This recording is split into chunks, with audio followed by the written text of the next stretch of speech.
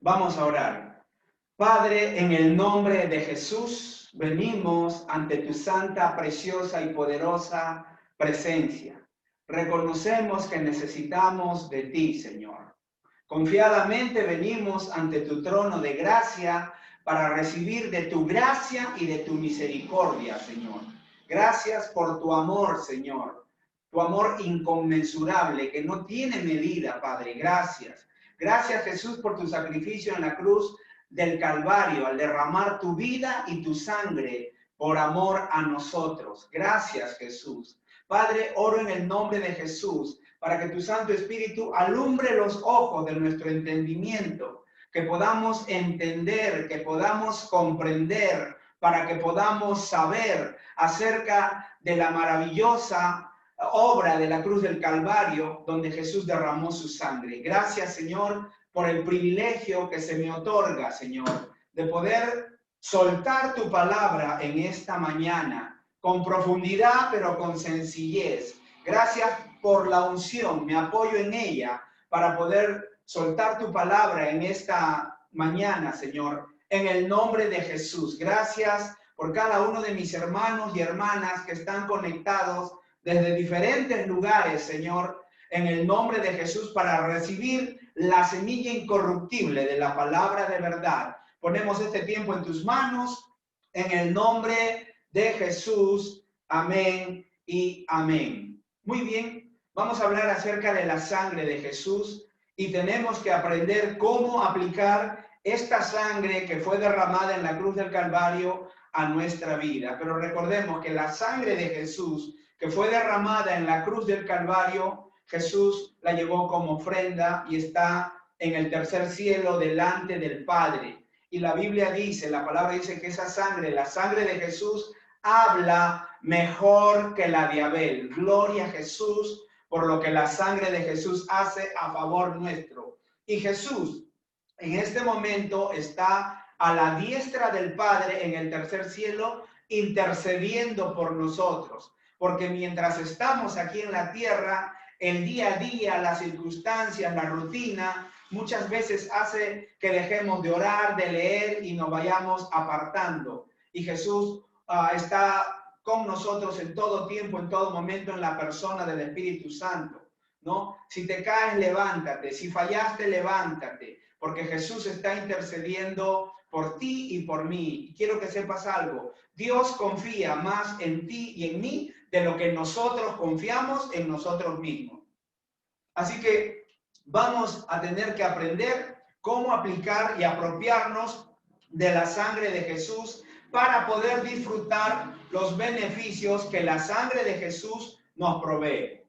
En el libro de Apocalipsis vemos un conflicto que se va a llevar a cabo al final de los tiempos. Y este conflicto involucra al cielo y a la tierra, involucra a los ángeles de Dios y a Satanás y sus compinches.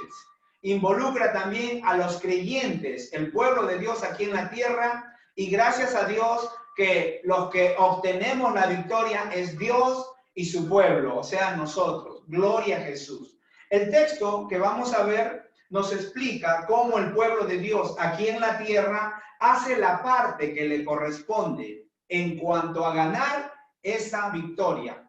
Y la siguiente declaración que vamos a leer en Apocalipsis 12:11, Apocalipsis 12:11, la siguiente declaración la hacen los ángeles, pero se refiere a los creyentes aquí en la tierra. Se refiere a los creyentes. Apocalipsis 12:11 y lo tienen en pantalla. Lo tienen en pantalla. Y leemos. Y ellos le han vencido por medio de la sangre del Cordero y de la palabra del testimonio de ellos, y menospreciaron sus vidas hasta la muerte. Aquí dice ellos. Y ellos le han vencido por medio de la sangre del Cordero y de la palabra del testimonio de ellos, y menospreciaron sus vidas hasta la muerte. En dos oportunidades menciona la palabra ellos. Aquí están ellos, el sujeto. Cuando habla de ellos se refiere a personas como nosotros que creemos en Jesucristo. Entonces, ellos le han vencido. ¿Quién es el vencedor? Jesús, el Cristo. ¿Quién es el que es vencido, el derrotado? Satanás. Entonces, en este pasaje podemos ver claramente que puede haber un conflicto directo entre Satanás y nosotros. En el medio no hay nadie. Entonces, ellos le han vencido y luego nos dice cómo le han vencido. Por medio de la sangre del Cordero y por la palabra del testimonio. Pero aquí también nos muestra cómo eran ellos, qué tipo de personas eran ellos. Está ingresando otra persona, está ingresó, sí, ingresó, ok.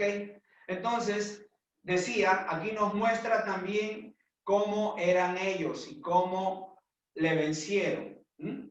¿Cómo le vencieron? Le vencieron por medio de la sangre del Cordero y por la palabra del testimonio. Y también decía que aquí nos muestra cómo eran esas personas que menospreciaron su vida hasta la muerte. Quiere decir que eran personas comprometidas totalmente con la obra de Jesús.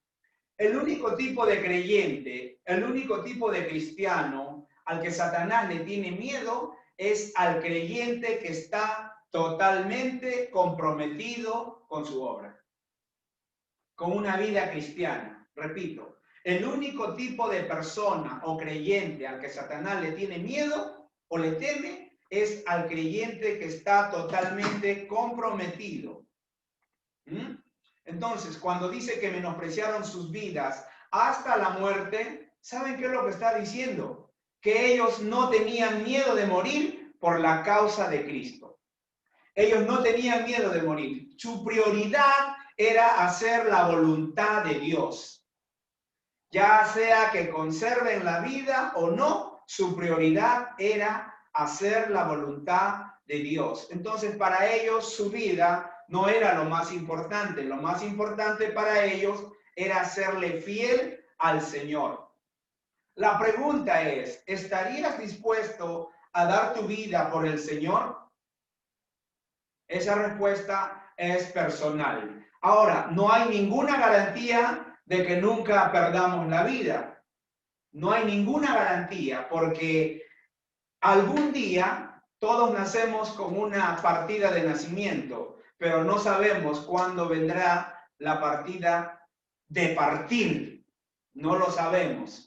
Entonces, las personas a las que Satanás más le teme son aquellas personas que no tienen miedo de entregar su vida por el Señor. Amados, la vida es corta, no dura una eternidad. La vida en la tierra es corta, pero nosotros sí viviremos una eternidad. Y sería tonto perdernos la gloria eterna por querer vivir unos cuantos años más en esta tierra. Ojo, no me malinterpreten. No me malinterpreten. Tenemos un tiempo en esta tierra. Mientras venimos a esta tierra, nacemos de papá y mamá, tenemos la oportunidad de descubrir cuál es el plan de Dios para nuestra vida. Y una vez que descubrimos cuál es el plan de Dios para nuestra vida, tenemos que trabajar para hacer realidad ese plan de Dios que Él ha preparado para nosotros. Entonces, no debemos poner nuestros ojos en la tierra, sino en el cielo, en las cosas de Dios. Vamos a estar un tiempo y Dios quiere que vivamos bien mientras estamos en la tierra. Jesús dijo, yo he venido para que tengan vida y vida en abundancia. Entonces, todo lo que tengamos aquí en la tierra, lo que tengamos que hacer, hagámoslo. Pero Dios quiere que también vivamos bien aquí en la tierra. ¿Por qué? Porque arriba no hay pobreza, no hay dolor, no hay enfermedad, no hay tristeza. Y Dios quiere que vivamos aquí en la tierra como se vive en el cielo. Entonces, la vida es corta, no dura una eternidad. Pero tenemos que entender qué es lo más importante. Lo más importante en la vida es hacer la voluntad de Dios. ¿Qué es lo más importante en la vida? Hacer la voluntad de Dios. En este momento los micros están... Yo quiero que usted abra su micro, todos abran sus micros y vamos a hacer esta confesión. Por favor, abran todos sus micros. Abran todos sus micrófonos y vamos a hacer esta confesión a la voz de 3. ¿Cuál es la confesión que vamos a hacer? Para mí, lo más importante en la vida es hacer la voluntad de Dios. ¿Estamos listos? A la voz de 3. 2, 3. Para mí, lo más es hacer la voluntad de Dios. Ahora yo lo voy a decir y ustedes lo van a repetir. Para mí, lo más importante en la vida es hacer la voluntad de Dios. Amén. Muy bien. Amén. Vamos a continuar. Ahora vamos a Primera de Juan, capítulo 2, versículo 17. Primera de Juan, capítulo 2, versículo 17. Y también lo tienen en pantalla. ¿Qué dice Primera de Juan 2:17? Bueno, ya hemos visto la confesión ahí, ¿no? Que la acabamos de hacer. Acabamos de hacer esa confesión.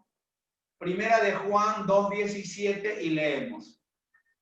Y el mundo pasa y sus deseos, pero el que hace la voluntad de Dios permanece para siempre. Primera de Juan 2:17. Y el mundo pasa y sus deseos, pero el que hace la voluntad de Dios permanece para siempre. Cuando unimos nuestra voluntad a la voluntad de Dios, es un compromiso total. En ese momento que unimos nuestra voluntad a la voluntad de Dios, a partir de ahí somos inconmovibles e invencibles, porque nos alineamos con la voluntad de Dios y llegamos a ser firmes e inquebrantables. Ahora, el hecho de vivir o morir queda en un segundo plano. Lo importante es que no podremos ser derrotados. O mejor dicho, cuando alineamos nuestra voluntad a la voluntad de Dios, somos firmes e inquebrantables y no seremos derrotados.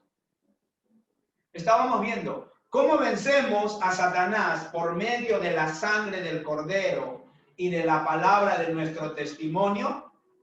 Vencemos a Satanás testificando personalmente de lo que la palabra de Dios dice que la sangre de Jesús hace por nosotros. ¿Cómo vencemos a Satanás? A ver, vamos a entrar a otra confesión. Abran sus micrófonos y vamos a hacer esa declaración, esa afirmación, todos, por favor, todos. La pregunta es, ¿cómo vencemos a Satanás por medio de la sangre del Cordero y de la palabra de nuestro testimonio? Vamos a leer la confesión y esa confesión es la respuesta.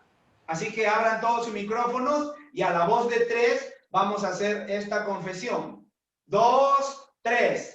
Vencemos a Satanás cuando testificamos personalmente de la palabra de Dios, que la sangre de Jesús hace por nosotros. Una vez más.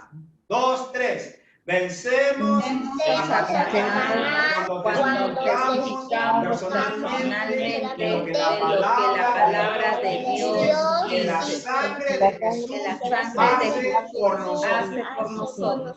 Una más, para que se nos quede grabada. 2, 3.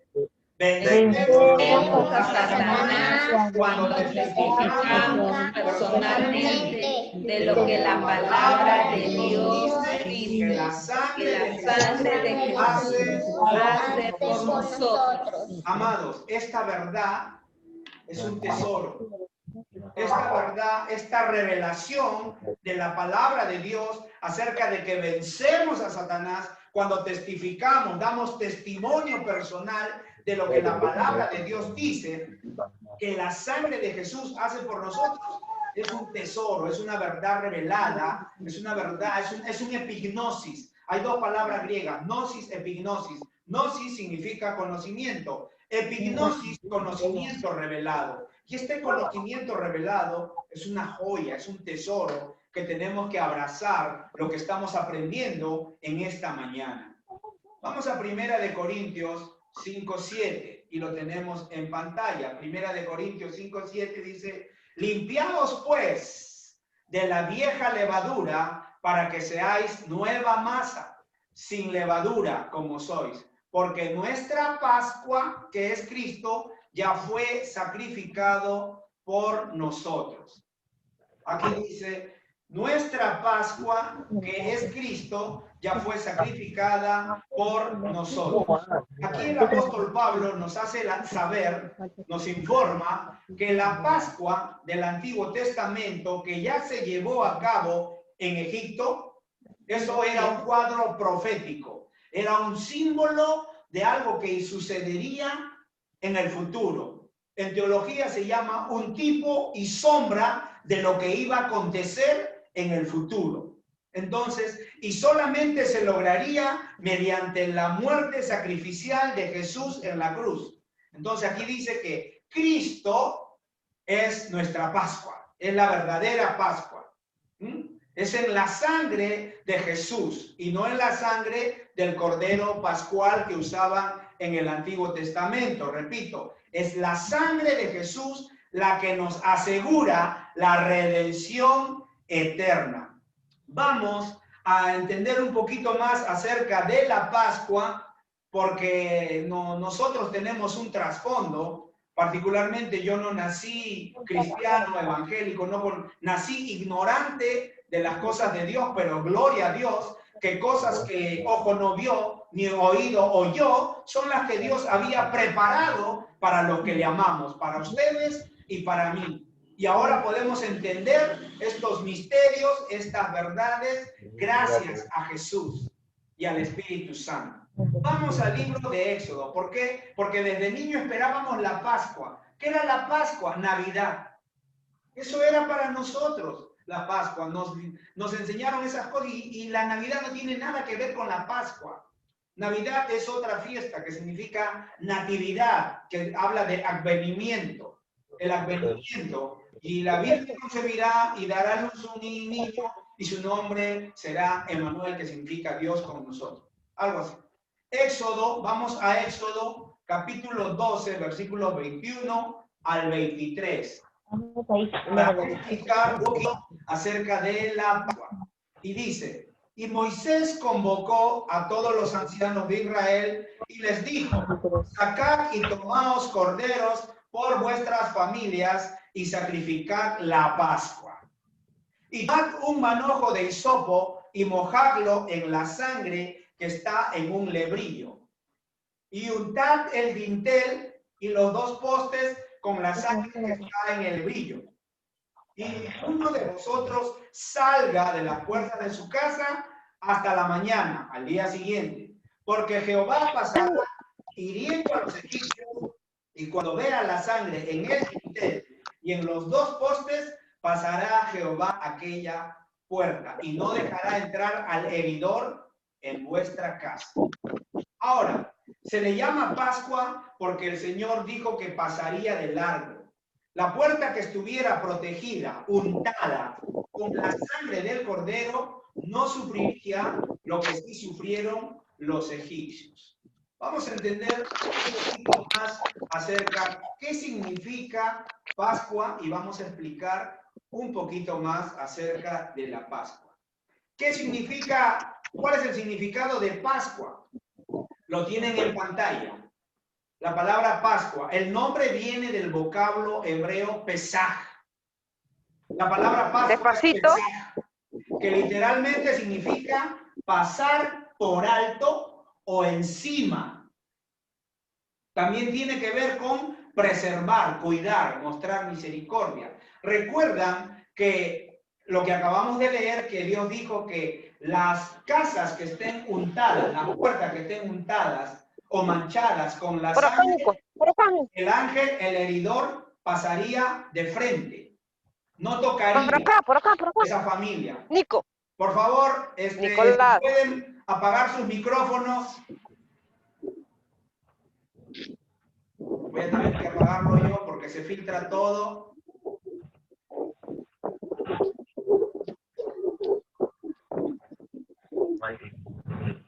Vamos avanzando entonces. Así sí.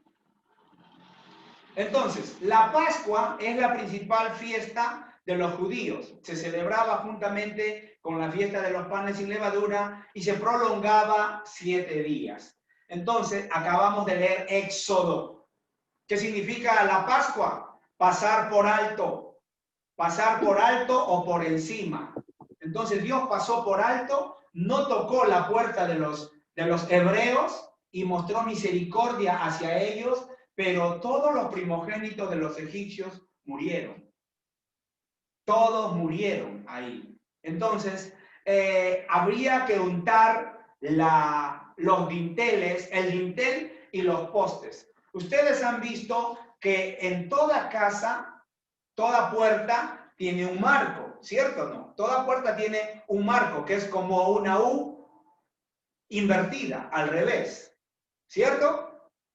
Ahora, los dos postes, el marco 1, el marco 2, a eso se le llaman los postes. Y a la parte que une los dos postes arriba, se le llama dintel. Entonces, ellos tenían que untar con sangre la parte del dintel de arriba y la parte de los postes. Ahora, esa U invertida es una palabra hebrea, significa pecado. Ese marco o esa U invertida es la palabra pecado. Entonces, con la sangre estaban cubriendo el pecado y fueron protegidos, fueron cubiertos. Y ahí podemos darnos cuenta del poder que tiene la sangre de Cristo Jesús en nuestra vida. En nuestra vida. Vamos avanzando entonces. Ya les expliqué lo que es la Pascua, ya lo tienen ahí. Vamos avanzando. Entonces, cada padre aquí, cada padre de familia tenía que escoger un cordero de un tamaño apropiado para que comiera su familia. Si era una familia numerosa, pues el cordero no podía ser un cordero pequeñito, tenía que ser un cordero grande. Y luego tenía que sacrificar el cordero y poner la sangre de ese cordero en una vasija. Su sangre era muy preciosa, no podía derramar ni una gota. La sangre tenía que estar en la vasija. El cordero había sido inmolado y la sangre estaba en la vasija. Era la sangre la que los protegía, no la vasija. Es la sangre la que los protege, la que nos protege. La vasija no protegía a ninguna persona y ellos tenían que tomar la sangre que estaba en la vasija y ponerla en el dintel y ponerla en los marcos, en la puerta de la casa. La untaban o la rociaban en el dintel y los dos postes de la puerta, pero nunca en el umbral y no permitían que nadie pisara la sangre. Todo el destino de Israel dependía de que la sangre se llevara en la vasija a la puerta, de la vasija a la puerta. ¿Cómo tenían que hacerlo? Había que sacarlo de la vasija y untarlo en la puerta. Era muy sencillo. Dios les dijo que tomaran un manojo de hisopo. Nosotros tenemos un concepto aquí en Occidente de hisopo, que son unas varillas pequeñas con algodoncito en los costados. Y hay otro tipo de conceptos de hisopo, pero no es lo que está hablando aquí la Biblia. El hisopo es una planta que crece en todas las partes del Medio Oriente.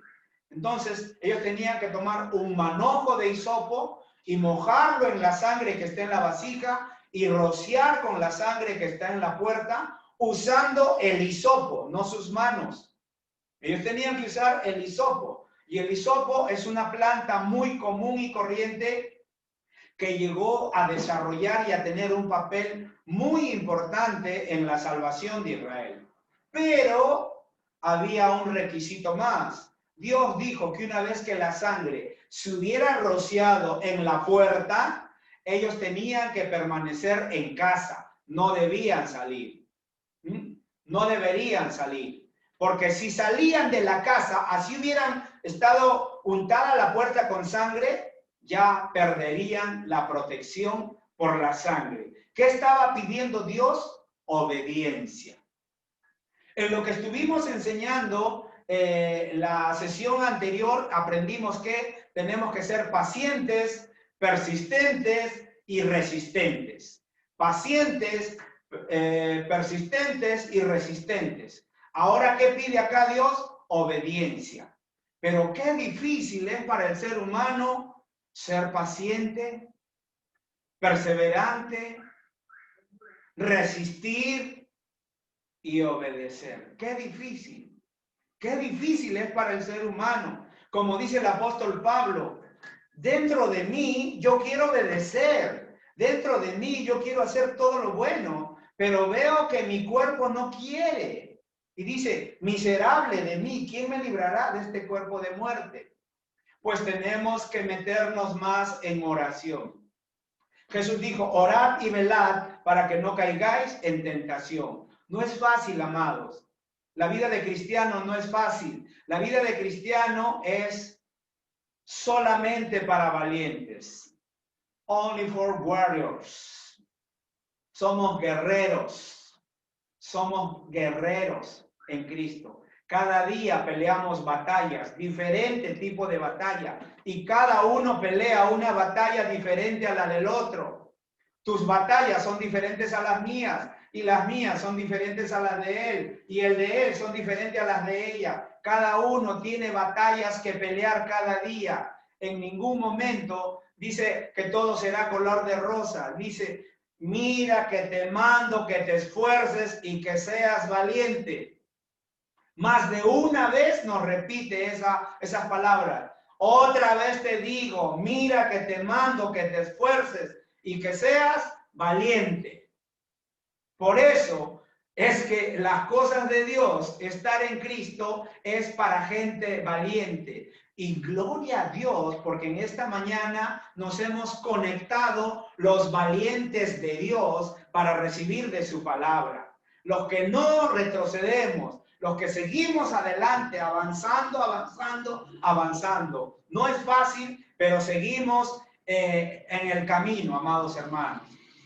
Entonces, recuerden, aquí el Señor les dijo, pueden untar, pero no salgan, no salgan. ¿Y qué pide aquí? Obediencia. Ahora, cuando Dios está en el huerto, en el Edén, y lo crea a Adán, le dio una tarea.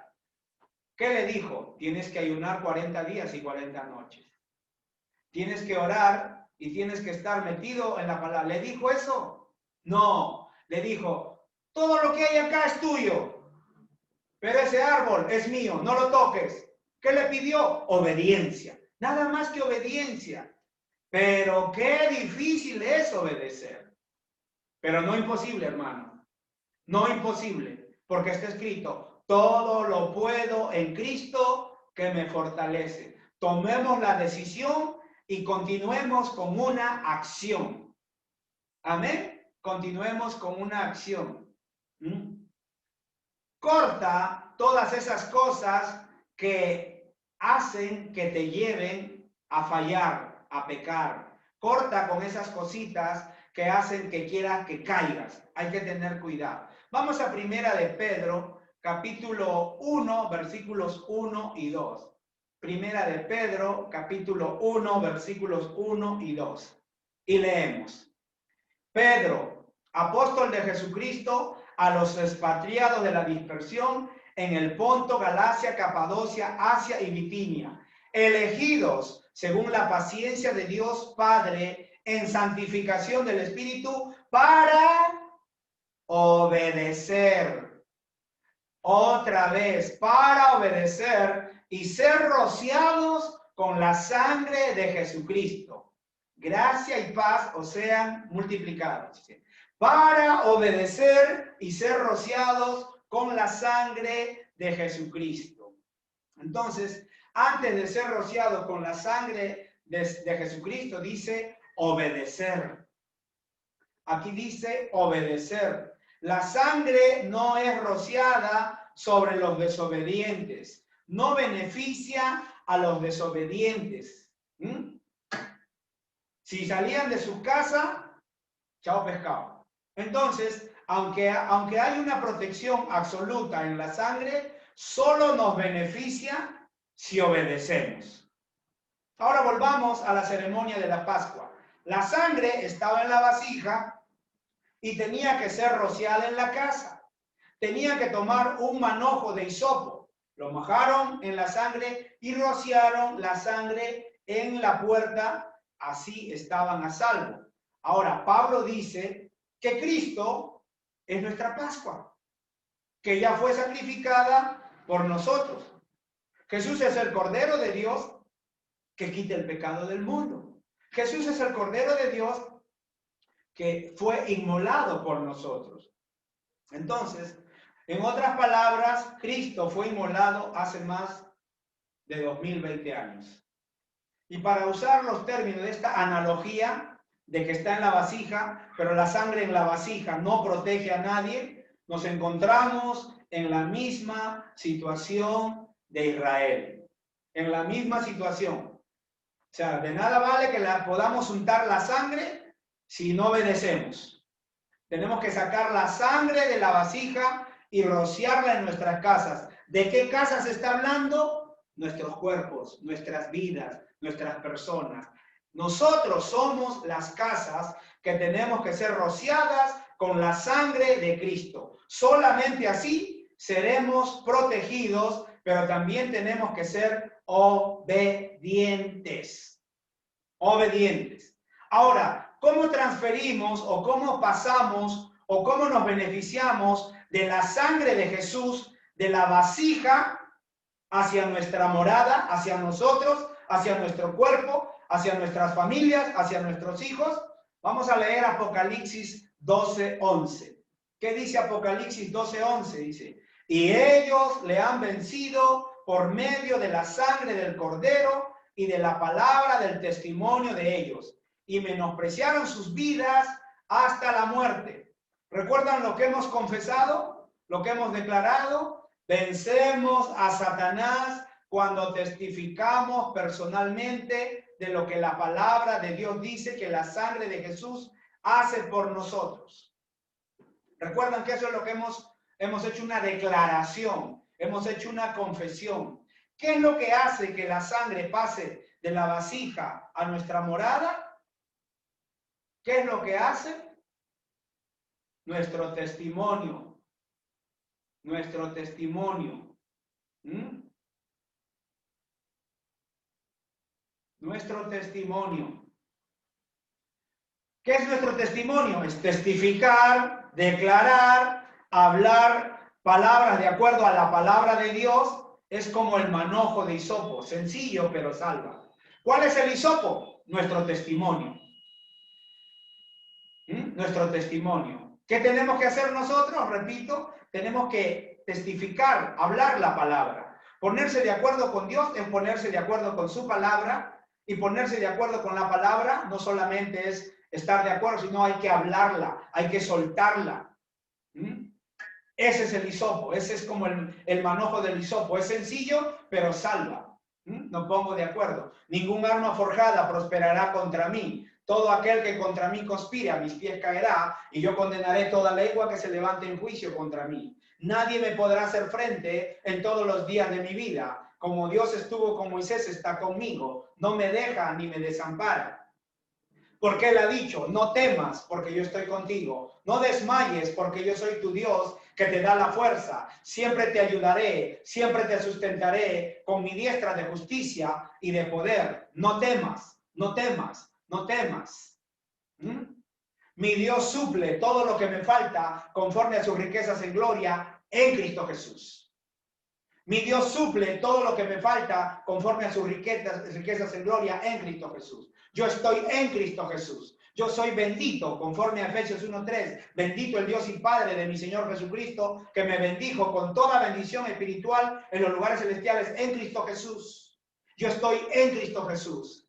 Las bendiciones me siguen, me persiguen y me alcanzan.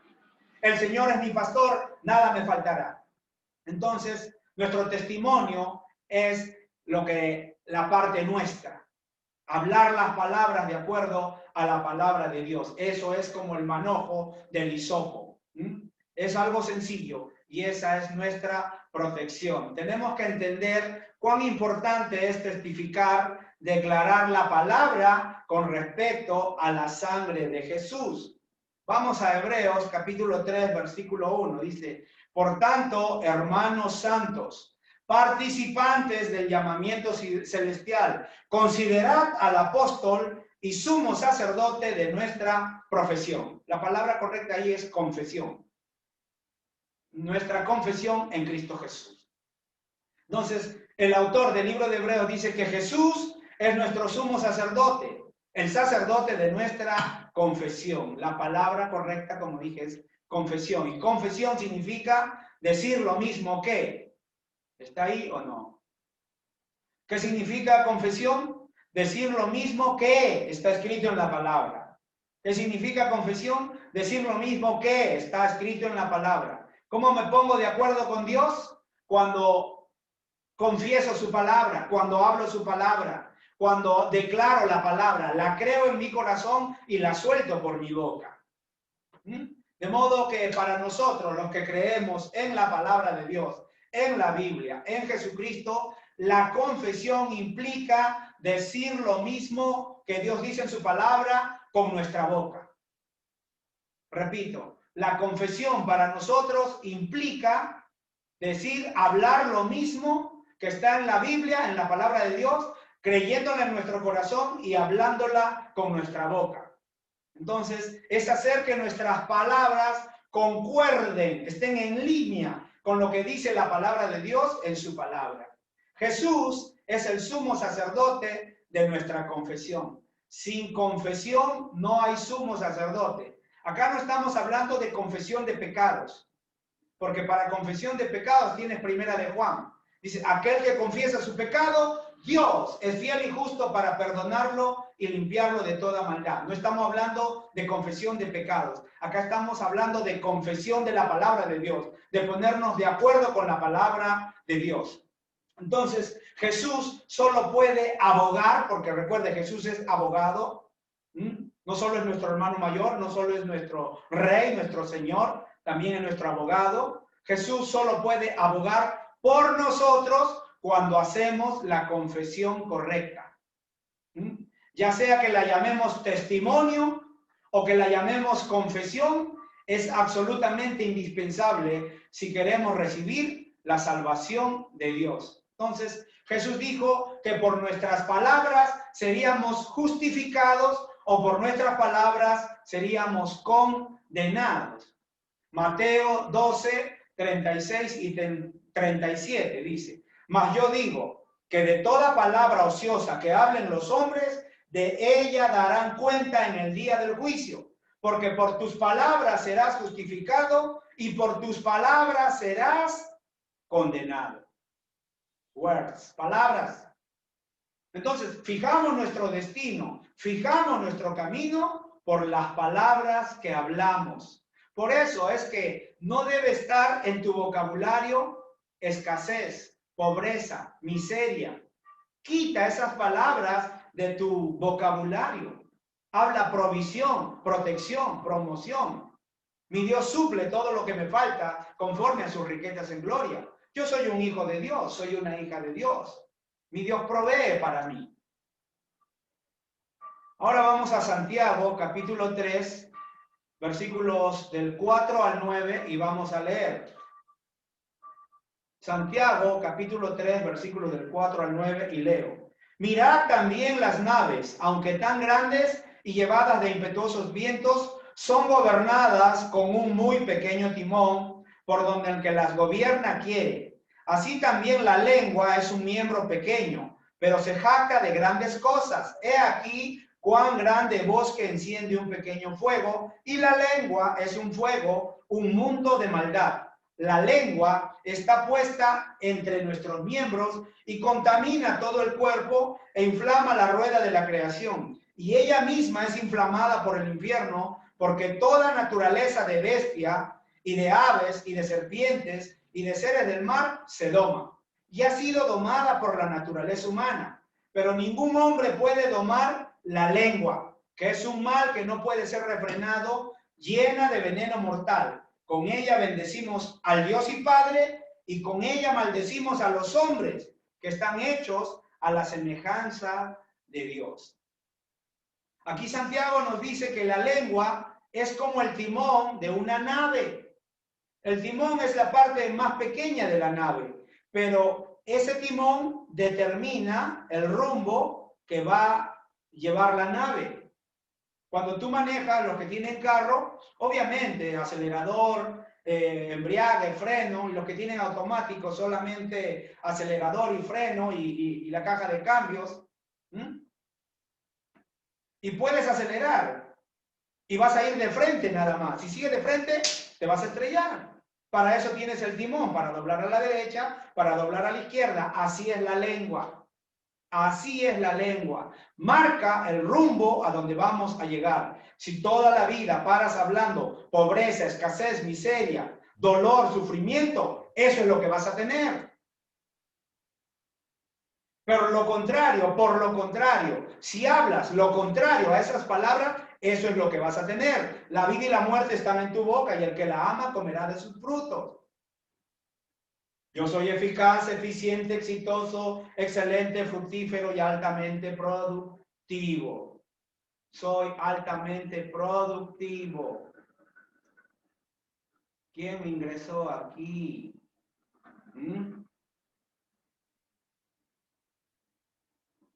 Entonces, lo que tus palabras, las palabras que salen de tu boca, te van a llevar a un lugar, te van a llevar a un destino. Así que ten cuidado con las palabras que salen por tu boca. Nunca digas no tengo. Aunque no tengas, nunca digas no tengo. No estás mintiendo. Porque la palabra, si estás de acuerdo con la palabra de Dios, entonces tú tienes que entender que Dios suple lo que te falta. Es mejor decir, en este momento no tengo efectivo. En este momento no tengo efectivo, pero de que tengo, tengo. Amén. Entonces, hay que tener cuidado. La lengua es como el timón de una nave. Fijamos el curso de nuestra vida de la manera que usamos la lengua. Podemos hablar debidamente y hacer que nuestras palabras coincidan con la palabra de Dios. Hablar indebidamente te llevará a problemas. Entonces, y al final llegaremos al puerto, sin contratiempo. Si hablamos correctamente y hablamos no cualquier cosa, tenemos que hablar la palabra de Dios. La palabra de Dios puesta en nuestro corazón, soltada por nuestra boca, esa es la palabra, ese es el testimonio. Pero muchas veces somos descuidados, somos irresponsables cuando usamos la lengua. Tú vas a llegar a un lugar, sea bueno o malo, por el uso que le das a tus palabras, a tu lengua. Hay personas que les gusta decir que se mueren de calor, otros que se mueren de frío, otros que se mueren de risa, y no se dan cuenta que con esas inocentes palabras están invitando al espíritu de muerte. Nunca diga esas palabras. Nunca debemos decir algo acerca de nuestra persona que quisiéramos que Jesús hiciera una realidad. Ahora, tampoco te subestimes. Porque tú tienes un gran valor para Dios. Eres valiosa, eres valioso. Dios invirtió en ti, derramó su sangre, la sangre de Cristo, que es lo más valioso que hay en el universo. No hemos sido comprados con piedras preciosas, no hemos sido comprados con oro ni con plata, sino con la sangre incorruptible del Cordero de Dios, Jesucristo. Entonces, Dios invirtió, derramó su vida y su sangre por nosotros. ¿Que tenemos que ser humildes? Sí. Pero recuerde que humildad no es pobreza.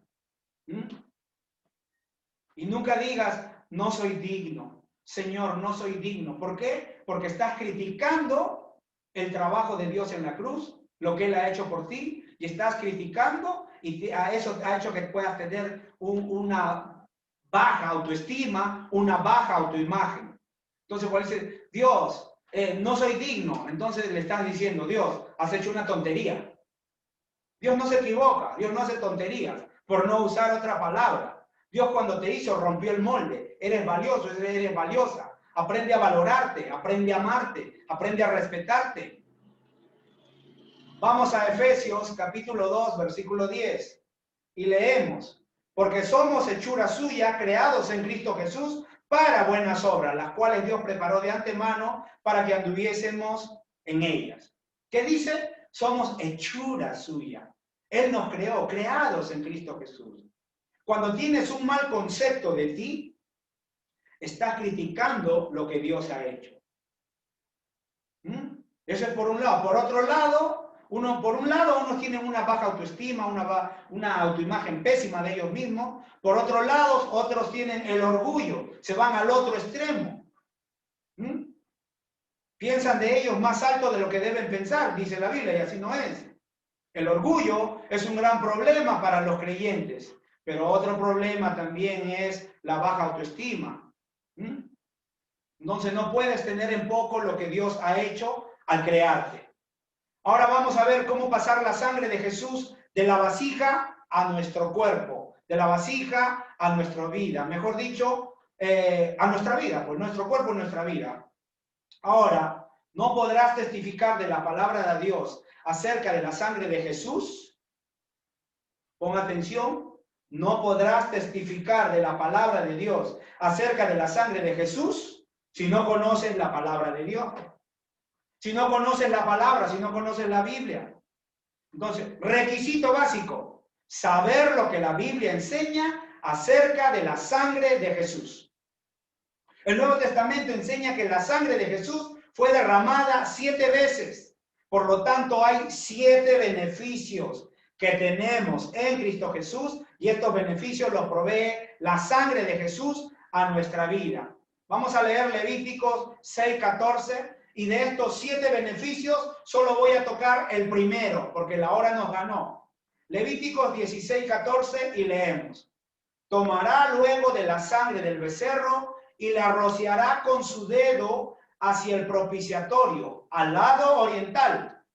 Hacia el propiciatorio esparcirá con su dedo 7 veces de aquella sangre. ¿Cuántas veces? 7 veces de aquella sangre. Entonces, rociada 7 veces funciona para nosotros de maneras diferentes. Veamos esas 7 veces, pero solamente voy a tocar la primera. Las otras 6 las vamos a terminar el próximo domingo. Primer beneficio, redención. Somos redimidos. Agorazo, exagorazo, lutros, apolutros. ¿Qué estás hablando? Éramos esclavos de Satanás. Éramos esclavos en este mundo, en este tema. Era como que estuviéramos en un mercado de esclavos y Jesús fue a ese mercado, agorazo, mercado donde hay esclavos. Exagorazo es comprar un esclavo y sacarlo. Lutros es el precio que se paga. Es el precio que se paga por ese esclavo. Y apolutrosis es soltarlo, dejarlo libre. Esa es la redención. Cristo nos redimió de la maldición de la ley. Somos libres de la maldición de la pobreza, de la maldición de la enfermedad, de la maldición de la escasez y de todas las maldiciones. Si quieres leer más de maldiciones, lee Deuteronomio 28. Ahí están las bendiciones y las maldiciones. Pero el primer beneficio es la redención. Efesios capítulo 1, versículo 7 y leemos. Efesios capítulo 1, versículo 7 y leemos. En quien tenemos redención por su sangre, el perdón de pecados, según la riqueza de su gracia. Entonces, redimir significa volver a comprar. Estábamos en manos del diablo, pero Jesús nos volvió a comprar con su sangre y no solamente nos ha comprado con su sangre, sino ha perdonado nuestros pecado. Vamos a leer primera de 1, versículos 18 y 19. Y leemos, dice, sabiendo que fuisteis rescatados. Nicolás le gusta. Sabiendo que fuisteis rescatados. Panico, yo. Voy a apagar, voy a bajar, voy a cerrar los micrófonos porque hasta acá se escucha lo que están hablando. Está bien, no hay problema. ¿Está ahí? Y leemos. Primera de Pedro. Capítulo 1, versículo 8. ¿Estamos ahí? Listo. Vamos a leer. Sabiendo que fuiste rescatados de vuestra vana manera de vivir, la cual recibiste de vuestros padres, no con cosas corruptibles como oro o plata, sino con la sangre preciosa como de un cordero sin mancha y sin contaminación. Sino con la sangre preciosa de Cristo como de un cordero sin mancha y sin contaminación. Entonces, la palabra cordero aquí nos hace regresar a la Pascua, el cordero pascual. Jesús no tenía mancha, no tenía pecado original como los seres humanos que nacemos con ese pecado, esa naturaleza de pecado. Por eso es que tenemos que nacer de nuevo en Cristo Jesús para que nuestra naturaleza sea cambiada. Como dice Ezequiel, pondré un corazón nuevo y un espíritu nuevo. Entonces, Jesús no tenía mancha, no tenía pecado, no tenía contaminación. Él fue sin pecado personal y hemos sido redimidos con la sangre de Cristo Jesús. Vamos a leer Salmo 107. Ya vamos a acabar. Salmos 107, dice. ¿Estamos ahí?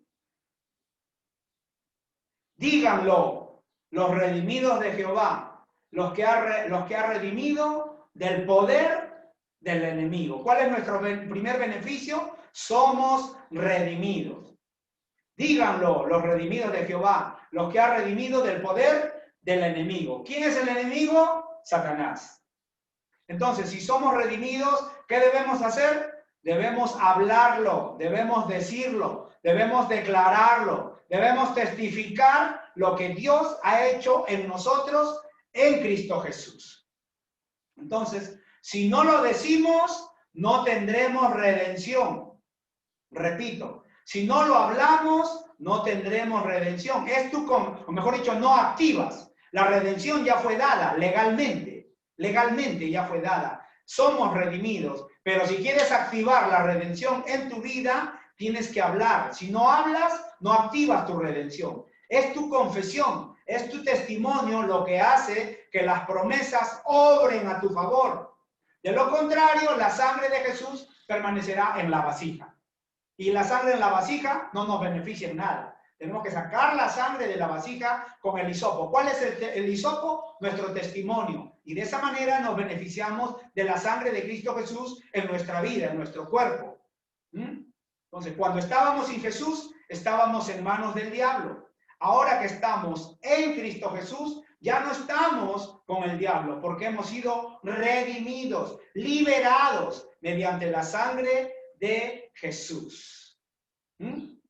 Mediante la sangre de Jesús. Amén. ¿Están ahí? Abran sus micrófonos. Vamos a hacer esta confesión y terminamos. Abran todos sus micrófonos. Abran todos sus micrófonos. A la voz de 3. Dije, cuando estábamos sin Jesús, estábamos en manos del diablo. Ahora que estamos en Cristo, ya no estamos con el diablo, porque hemos sido redimidos mediante la sangre de Jesús. A la voz de 3, todos los que estamos conectados, a la voz de 3. Ahí lo tienen en pantalla para que podamos hacer todos la confesión. 2, 3. Mediante la sangre de Jesús, he sido redimido del poder del diablo. Otra vez, 2, 3. Mediante la sangre de Jesús he sido redimido del poder del diablo. Que tienen boca, hablen, por favor. Pónganse de acuerdo. 2, 3. Mediante la sangre de Jesús he sido redimido del poder del diablo.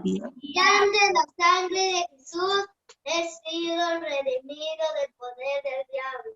Ahora quiero que lo repita mirando a la persona que está a su costado. A la voz de 3. 2, 3. Mediante la sangre de Jesús he sido redimido del poder del diablo. Amén.